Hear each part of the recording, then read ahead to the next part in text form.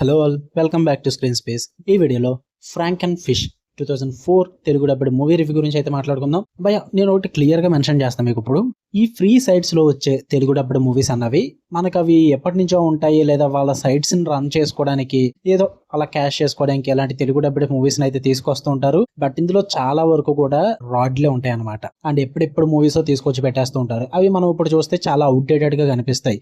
అందులో ఈ మూవీ ఒకటి 2004 మూవీ, అది కూడా ఒక సీ మాన్స్టర్ గురించి. ఆ CGI, VFX ఇవన్నీ కూడా అప్పటికి తగ్గట్టుగానే ఉంటాయి. దాన్ని ఇప్పుడు మనం 25 లో చూసి జడ్జ్ చేయలేం. ఇన్ కేస్ 2004 లోనే మనం చూసుంటాయి, 10 years అలా ఉంటాయా, ఆ ఏజ్ లో మనం చూసుంటే కనుక మనకి అది కొంచెం భయపడొచ్చు, కొంచెం కొత్తగా అనిపించవచ్చు. బట్ ఇప్పుడు చూస్తే ఏమొస్తుంది భయ్య, ఒక సాటిస్ఫాక్షన్ ఉండదు, అలా అని చెప్పి ఒక థ్రిల్ ఫ్యాక్టర్ కూడా వర్కౌట్ అవ్వదు. సేమ్ ఈ సినిమాతో కూడా అదే ప్రాబ్లం. సింపుల్ గా చెప్పాలంటే స్టోరీ వచ్చేసి ఒక స్వాంప్ అయితే ఉంటుంది, అక్కడ ఒక మనిషి అయితే చంపబడతాడు. ఇన్వెస్టిగేషన్ జరిగితే ఆ సీలో అది కూడా నార్మల్ ఫిష్ కాదు, ఒక మాన్స్టర్ ఫిష్ ఉంటుంది. దాని తర్వాత ఏం జరిగింది అన్నది స్టోరీ మొత్తం ప్రిడిక్టబుల్ గానే ఉంటుంది. CGI అండ్ VFX అయితే సూపర్ అవుట్డేటెడ్ గా ఉంటాయి. ఆ ఫిష్ ని చూపించిన విధానం అయితే అది ఫిష్ కాదురా బొమ్మరా అన్న ఫీల్ అయితే మీకు ఖచ్చితంగా వస్తుంది భయ్య. అంత క్లియర్ గా తెలుస్తూ ఉంటుంది.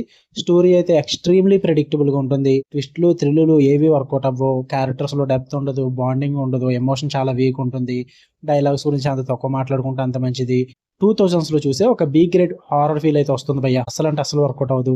ఇటువంటి సినిమాలకి నేను యాక్చువల్లీ రివ్యూ పెట్టకూడదు అనుకుంటా, బట్ పెట్టాలి, తప్పదు. ఎందుకంటే మీరు దీనికోసం సెర్చ్ చేస్తారు, మీరు రివ్యూ కోసం చూస్తారు. మన ఛానల్ పెట్టకపోతే మనం అన్ని కవర్ చేసి ఛానల్ అవ్వము. సో అందుకే నేను పెట్టాల్సి వస్తుంది. ఇది చూద్దాం అనుకుంటే మీకు ఒరిజినల్ లాంగ్వేజ్ అయితే ప్రైమ్ వీడియోలో ఉంటుంది, తెలుగు డబ్ అయితే ఆన్లైన్ లో ఉంటుంది.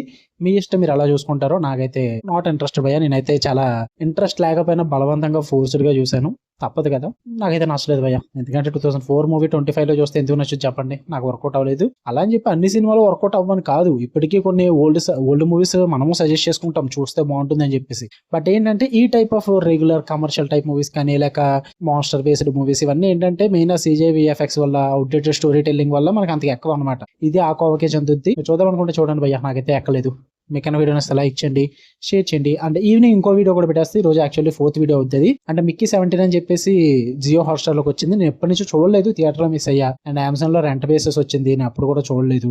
ప్రెసెంట్ జియో హాట్స్టార్ కి అయితే అవైలబుల్ గా వచ్చింది. నా దగ్గర సబ్స్క్రిప్షన్ ఉంది కాబట్టి చూసా. సో అది కూడా ఈవినింగ్ రివ్యూ పెట్టేస్తా 5:30 లోపు. ఓకే, నోటిఫికేషన్ బెల్ కూడా ఆన్ లో పెట్టుకోండి. Love you all, by.